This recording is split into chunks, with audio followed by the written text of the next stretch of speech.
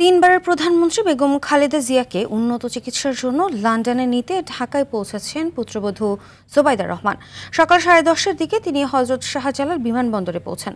এদিকে বিএনপির চেয়ারপারসন বেগম খালেদা জিয়াকে লন্ডনে নিয়ে যাওয়ার জন্য কাতার এয়ার অ্যাম্বুলেন্স কারিগরি সমস্যার কারণে নষ্ট হওয়ায় রবিবার 7 নভেম্বর নেওয়া হবে বলে জানিয়েছেন দলের মহাসচিব মির্জা ফখরুল ইসলাম আলমগীর। আরও জানাচ্ছেন এআর বাদল।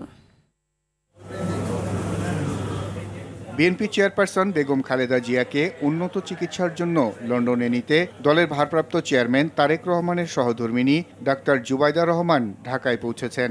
শুক্রবার সকাল 10:45 তাকে বহনকারী বাংলাদেশ বিমানের ফ্লাইটটি হযরত শাহজালাল আন্তর্জাতিক বিমানবন্দরে অবতরণ করে।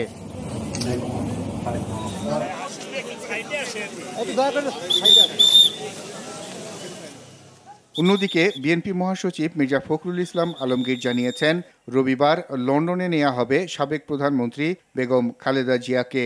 লন্ডনে নেয়ার জন্য কাতারের আমিরের দেয়া এয়ার অ্যাম্বুলেন্সটি নষ্ট হওয়ার কারণে তিনবারের প্রধানমন্ত্রী বেগম খালেদা জিয়াকে উন্নত চিকিৎসার জন্য লন্ডনে নেয়ার এ তারিখ পরিবর্তন হয়েছে। ওই এয়ারক্রাফট আপনার খারাপের কারণে আমরা ওটা পাচ্ছি না। আমরা একটা নতুন এয়ারক্রাফট ওরা জোগাড় করছে, ওরাই কাতারি। সেটা কথা আছে আগামীকাল আসবে, 6 তারিখে এসে 7 তারিখে ফ্লাই করবে। কিন্তু ম্যাডামের শরীর ভালো না, তো এই জন্য ম্যাডামের আবার আজকে একটা প্রসিজার হবে। পরে ডক্টররা ডিসাইড করবেন ম্যাডাম ফিট কিনা টু ফ্লাই। 7 তারিখে সকালের দিকে হতে পারে আর কি।